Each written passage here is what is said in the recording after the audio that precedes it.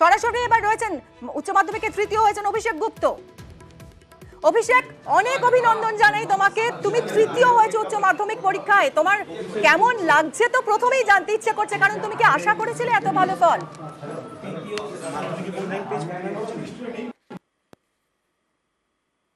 ভালো লাগছে আমার রেজাল্ট শুনে। আর উচ্চ মাধ্যমিক পরীক্ষা আমার আশানুরূপই হয়েছিল, তো কিছুটা আশা ছিলই যে প্রথম 10-এ থাকবো।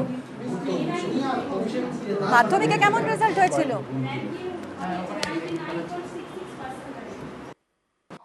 মাধ্যমিকে আমি রাজ্যে চতুর্থ হয়েছিলাম। মাধ্যমিকে রাজ্যে চতুর্থ, আর এবার তো আরো একটু উপরে উঠে এলে, তৃতীয় হয়েছো। বাবা মা কি বলছেন?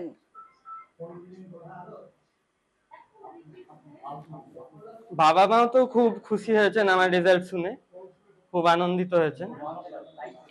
অভিষেক, তোমার কি কি সাবজেক্ট ছিল, কি রকম মানে নাম্বার তো এখনো তো মার্কশিট পাওনি, 10 তারিখ পাবে, কোন কোন সাবজেক্ট ছিল?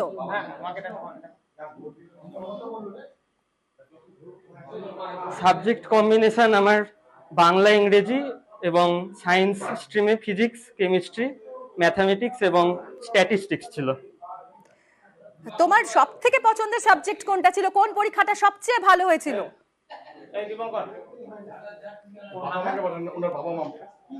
ম্যাথ এবং স্ট্যাটিস্টিক্স, এই দুটি পরীক্ষাই সবচেয়ে ভালো হয়েছিল আমার।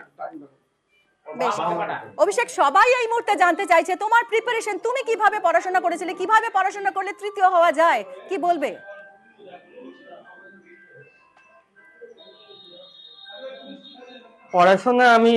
আমার পড়াশোনা করতে ভালো লাগতো। আমার প্রিয় বিষয় যেগুলো ছিল সায়েন্সের, বিশেষ করে ম্যাথামেটিক্স আমার খুবই পছন্দ ছিল। তো দিনে আমি নিজের ইন্টারেস্টে অন্তত 8-9 ঘন্টা পড়াশোনা করতাম। তো দিনে 8-9 ঘন্টা পড়াশোনা করতাম। তো এখান থেকে আমি নিজের ইন্টারেস্টে পড়াশোনা করতাম। এভাবেই আমি বলবো যে নিজের পছন্দের বিষয়গুলোকে নিয়ে এগিয়ে গেলে সাফল্য নিশ্চিত পাওয়া যাবে।